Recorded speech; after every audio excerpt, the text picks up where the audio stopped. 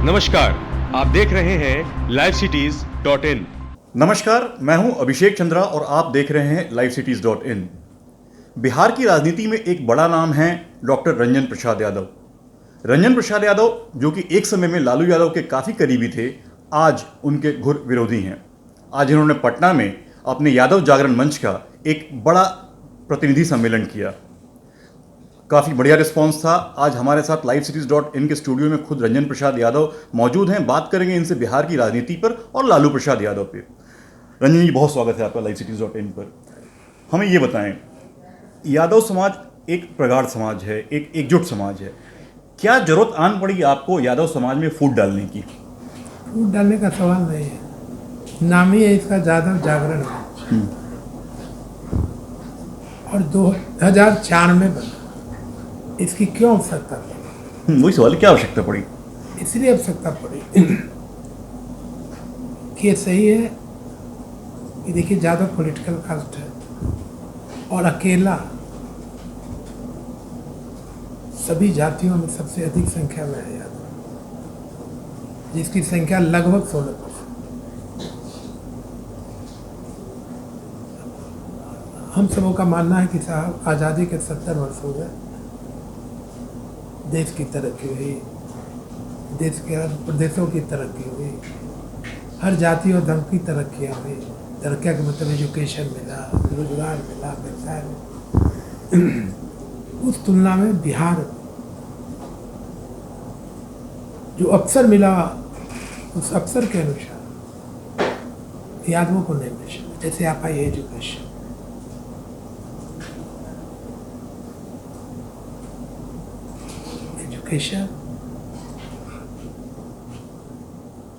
नहीं, आज भी 80% पीछे। ठीक है, आज भी यादव एजुकेशन में 80% पिछड़ा है। लेकिन बिहार की राजनीति की थोड़ी बहुत समझ मैं भी रखता हूं, और बिहार में मैंने देखा है कि यादव अपना नेता लालू यादव को ही मानते हैं। वो रंजन यादव को क्यों माने? नहीं, देखिए, मैं नहीं समझता। अगर यादव लालू को ही नेता मानते रहे तो 2009 में हमसे हारे हो जी।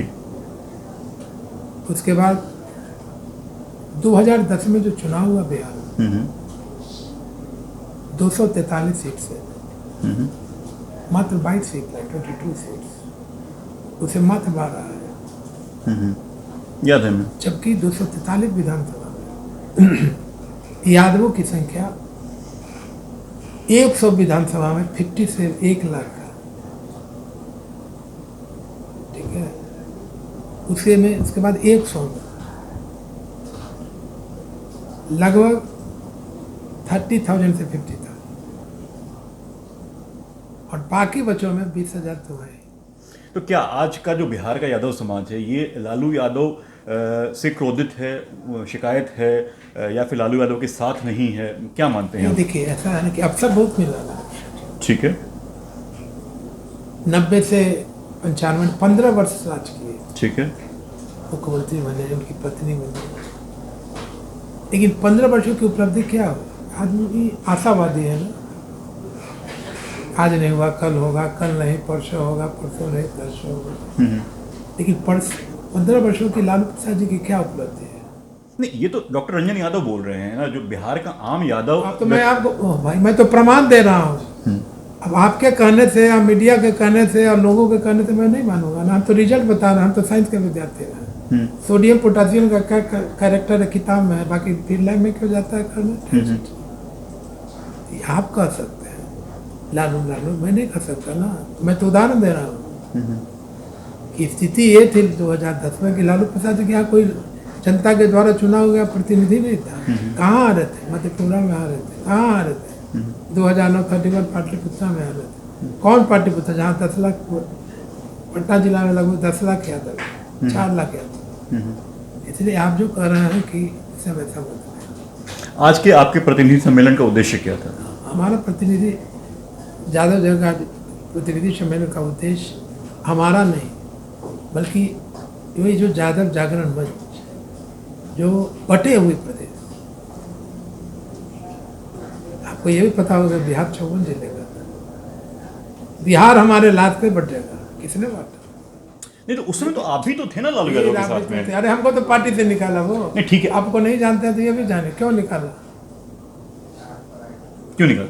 अभी तो हम जानना चाहते हैं। ठीक है, आप बताएं ना कि आप उससे पूछ के बताइएगा हमको क्यों निकाला, आप बताएं क्या इसलिए क्या कि सही बातों की चर्चा में जब करता था कि भाई देखो आप प्रदेश बांट रहे हो, तुम कह रहे हो कि हम प्रदेश अपने लाभ पे नहीं, कहता था ना कि हमारे लाभ से बटेगा। जी जी बिल्कुल। बांट दिया, इकोनॉमी यहाँ की खत्म हो गई। क्योंकि बिहार एक ऐसा प्रदेश है देश में कि पूरे देश में जितनी खनिज संपदा है, आयरन और कॉपर और बॉक्साइट, ग्रेफाइट, लाइमस्टोन, माइका, साइक्सक्रीम, यूरेनियम, एटॉमिक, दुनिया का बेस्ट कोयला, यहाँ की इकोनॉमी समझ। मैं इसका उदाहरण इसलिए दे रहा हूँ कि क्या है लालू प्रसाद ये भी जानिए और लोगों को बताइए। क्या है बताइए? यही तो बता रहे हैं। अब इससे ज्यादा हम क्या बताएंगे भाई? देखिए हम एक टीचर भी है। नहीं वो मैंने क्या कहा? उसकी जानकारी हमें है तो आज की तारीख मैंने में तो बताया तो कि जो जितनी संपत्ति लालू यादव की बाहर निकल करके आ रही है, मैंने जो बताया कि जो व्यक्ति कहता है कि हमारे लाभ पे बटेगा, ठीक है वो हम समझ गए। उसके बाद भी बावजूद भी झारखंड को बांटने दिया उन्होंने। अब ये जो नरेंद्र मोदी जी की सरकार है, अब ये हाल फिलहाल के दिनों में जो संपत्ति निकल करके लालू यादव की आ रही है, इस पर आप क्या कहेंगे? नरेंद्र मोदी जी की सरकार से हमारा कुछ, चलिए कोई बात नहीं, ठीक है ठीक है। नरेंद्र मोदी जी के सरकार से हमारा कुछ लेना देना नहीं। हमारा है कि हम यादव हैं। आप यादव हैं, ठीक है। मैं एक यादव नेता से बात कर रहा हूँ। मैं ये पूछ रहा हूँ कि अब जो संपत्ति, इतनी सारी संपत्ति, प्रगाढ़ संपत्ति जो लालू यादव की निकल करके आ रही है, ये कहाँ से आ रहा है? वही तो पूछ रहे, ये हम कैसे जानेंगे कहाँ से आ रहा है? हम तो भाई मीडिया के नहीं, आप पुराने साथी रहे हैं उनके। इसलिए वही तो मैं बता रहा हूँ कि जो उनकी संपत्ति आ रही है जा रही है उससे मतलब नहीं है। हमारा इतना ही कहना है कि जो उनकी ड्यूटीज थी, जैसे ये गलत बोल रहे हैं कि यादवों का नेता, यादवों का भविष्य लालू प्रसाद है, उससे हम सहमत नहीं है। आप इस बात से सहमत है ना कि लालू यादव ने बिहार के यादवों को छला है, धोखा दिया है? नहीं, बिहार की जनता को छला, जैसे प्रदेश बांटा। नहीं ठीक है, आप आइए दूसरी बात, बिहार के पिछड़ों को छला। हमारा ये कहना है कि बिहार आज कह रहा है ना कि रिजर्वेशन खत्म होने जा रहा है। संविधान में जो अधिकार है उसको कैसे खत्म कर देगा कोई? No never. इसकी क्या उपलब्धि रही? मंडल कमीशन कब लागू हुआ? 1993 में, है ना? मंडल कमीशन कब सदन में ले हुआ था? 19 में, ठीक है। सदन उस समय मैं राज्यसभा में था, मामला चला गया कोर्ट में, लेकिन कोर्ट ने भी बीपी मंडल का जो रिपोर्ट था कि 27% रिजर्वेशन 100 में, जो संविधान में है, सामाजिक दृष्टि से और आर्थिक दृष्टि से पिछड़ा है, वैसे लोगों को चुनने का काम किया उस विद्वान ने, ठीक है। तो 1993 से हुआ। अब हम जानना चाहते हैं कि रिजर्वेशन खत्म हो गया, रिजर्वेशन नहीं होगा। अरे भैया तुम सरकार में थे, 1993 में रिजर्वेशन हुआ, लगभग 5 लाख पद रिक्त रहे। अगर तुम उसको भरने का काम करता तो 27% के हिसाब से 1,35,000 लोगों को रोटी मिलती। जादवपुर में कोयरी, तेली, बनियान, उनिया, कुमार, कार, जो भी लोग, ये तो नहीं किया। अब उठाइए प्रमाण। रंजन जी, लालू प्रसाद यादव के बाद राबड़ी देवी, साधु यादव, सुभाष यादव, मीसा भारती, तेज प्रताप यादव, तेजस्वी यादव, ये लिस्ट जो है बिल्कुल एक इंडलिस्ट टाइप की लिस्ट है, ठीक है। क्या आप इस बात को मानते हैं कि राजद में केवल और केवल परिवारवाद ही है? हम देखिए इसके नाम पे इस सब पे कोई टीका टिप्पणी करना नहीं, आप एज ए पॉलिटिकल एनालिस्ट नहीं, हम तो उपलब्धियां बता रहे हैं। ठीक, उपलब्धियां बता रहे हैं कि आखिर क्या कारण है। जैसे आपने नहीं कहा कि वो यादव के नेता हैं, सभी यादव उसको मानते हैं, तो मानते हैं तो हारे कैसे भाई? रोम पोप का मधेपुरा, गोप का मधेपुरा में हारे, हमसे हारे, ठीक है ना। और हमसे हारे ही नहीं, पूरे प्रदेश के यादवों ने उनको ठुकराया, जिसका प्रमाण है कि 2010 में जो 243 असेंबली सीट्स है ना, उससे वहाँ 22 वाली कहाँ गया जादव? नहीं ठीक है, आप कहाँ 2010 की बात कर रहे हैं, ये तो अब अभी अब जो वो तो हालात है 2015 का जो विधानसभा चुनाव हुआ, नीतीश जी के साथ 101 सीट पे वो लड़े थे, उसमें तो रिजल्ट काफी बेहतर था ना। नहीं, वहाँ भी लोगों को गुमराह किया गया, सही ढंग से लोग लड़ाई नहीं लड़े। तो मैं क्या वो गलती से वो नहीं, पर उतनी सीट नहीं, अबे मैं प्रमाण दे रहा हूँ ना, क्योंकि हम साइंस के विद्यार्थी हैं, मैं तो प्रमाण से बात कर रहा हूँ। मेरा कहना है कि जैसे रिजर्वेशन के विषय में चर्चा किया लोग, रिजर्वेशन खत्म हो जाएगा, रिजर्व खत्म हो जाएगा। ये सही है कि रिजर्वेशन की समीक्षा होनी चाहिए कि देश में जो पिछड़ों के लिए रिजर्वेशन होगा, किस प्रदेश में कितना परसेंटेज हुआ इम्प्लीमेंट, उससे सबसे खराब स्थिति है बिहार का। चूंकि मैं parliamentary committee OBC welfare committee का मैं सदस्य हूँ, ठीक है, और करीब करीब जितने 10-12 राज्यों का हम लोगों ने समीक्षा की थी, कमेटी ने की थी। आरक्षण की समीक्षा क्यों होनी चाहिए? इसीलिए नहीं, आरक्षण की समस्या की जो आरक्षण मैं समीक्षा पूछ रहा हूँ।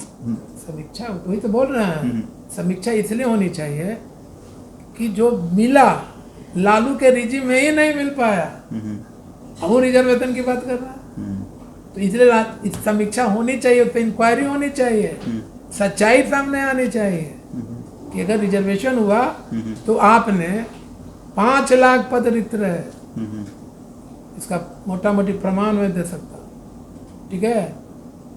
अगर आप अब जैसे आइए BPSC, state public service commission, ठीक है, वो हम समझ गए बात को। नहीं अधूरा समझिएगा तो नहीं, ठीक है ना। हाँ, BPSC state public service commission की क्या स्थिति रही 90 से लेकर 2005 तक? क्या स्थिति बताइए?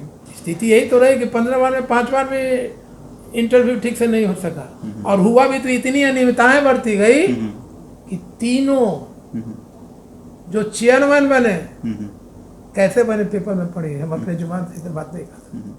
लेकिन पूरी दुनिया आरोप लगाती है, खास करके जो बाकी पूरी बड़े प्रमाण, मैं तो प्रमाण दे रहा हूँ कि अगर रिजर्वेशन की बात, मेरा सवाल वो नहीं है रंजन जी, मैं ये कह रहा हूँ कि क्या राजद जो पार्टी है इसमें परिवारवाद हावी है?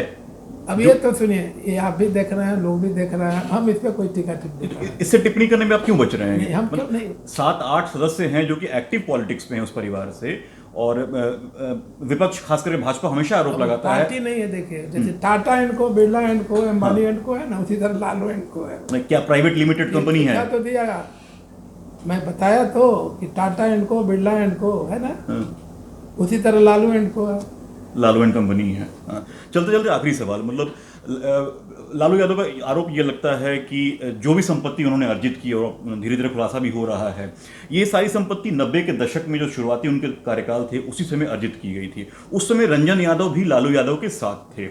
ये भी कहा जाता है कि रंजन यादव ने उस समय लालू यादव को इस तरीके की संपत्ति अर्जित करने से रोका नहीं। क्या संपत्ति अर्जित करने में जो आपका भी साथ था, आपका भी हाथ था? नहीं, देखिए आप अगर ये जानना चाहेंगे तो 15 साल तो किए ही, ठीक है, और जो भी किए वो सबके नॉलेज में भी है, और फिर 5 साल है तो फिर किए। ऐसा नहीं है कि 90 से 2005 तक किए। क्या किए? फिर जो कह रहे हैं, क्या जैसे अरे जो पेपर में आप देख नहीं रहे हैं कि नियुक्तियां की, या अभी क्या होटल का मामला चल रहा है कि रेलवे का 2 5 स्टार होटल था रांची या पुरी में, हैं, एक ऐसे आदमी को दे दिया जिससे जमीन लिया, ठीक है। मेरा ये कहना है कि 15 साल में जो किए थे तो किए, उससे सबक नहीं सीख सके वो। मैंने 15 साल केवल बिहार को लूटे हैं? नहीं, अब ये नहीं कर रहे, जो भी गलत किया, जो भी किए, लूटे कि नहीं लूटे हम सर्टिफिकेट क्यों देंगे, वो तो कोर्ट देगी। तो हमारा कहना है कि 15 साल में जो किए उससे सबक नहीं सीखे वो, फिर 5 साल है, जैसा कि देख रहे हैं आप पेपर में, मीडिया के द्वारा, है ना, बेनामी जमीन या जो भी किए नियुक्तियां, या 2 ठो अभी जो भी मॉल बन रहा है वैली रोड, जमीन किसका था, है ना, उससे भी सबक नहीं दिया। अब जो लालू यादव के साथ बर्ताव हो रहा है, एम्स से वापस इनको रांची भेजा गया, इसमें कुछ लोग राजनीति के आरोप लगा रहे हैं, कह रहे हैं कि राजनीतिक साजिश के तहत इस उन पर भी अब मैं कोई टीका टिप्पणी करना नहीं चाहूँगा, ठीक है, लेकिन हाँ, जब डॉक्टरों का टीम हम्म, करे कि नहीं एकदम सही है, हम्म, तो मैं तो नहीं समझता हूँ कि ऐसा कुछ पॉलिटिक्स की बात हो। हम्म, होना चाहिए, हेल्थ के दवा पे तो होना भी नहीं चाहिए। हम्म, और 5-5 जवाने जो कमेटी बैठ रही है, नहीं हम्म। वो भी AIIMS, all India medical institute of medical science, आने वाले समय में रंजन यादव क्या धमाका करने वाले हैं? कुछ नहीं। कोई धमाका नहीं। तो कुल मिलाकर doctor Ranjan Prasad Yadav live cities के साथ हम थे, कह रहे थे कि लालू यादव ने न केवल बिहार के यादव समाज को छला है, बल्कि उन्होंने बिहार के लोगों के साथ, बिहार के ओबीसी के साथ भी धोखा किया है। और जो संपत्तियां उन्होंने अर्जित की है, शुरुआती 15 सालों में अकूट संपत्ति अर्जित की है। और कहीं ना कहीं लालू यादव के साथ एक बड़ा जो चेहरा है वो रंजन यादव अपने आप को मान रहे हैं। और आने वाले समय में रंजन यादव की तरफ से कुछ न कुछ नया कदम हमें ज़रूर देखने को मिलेगा। अभिषेक चंद्रा, लाइव सिटीज़, पटना।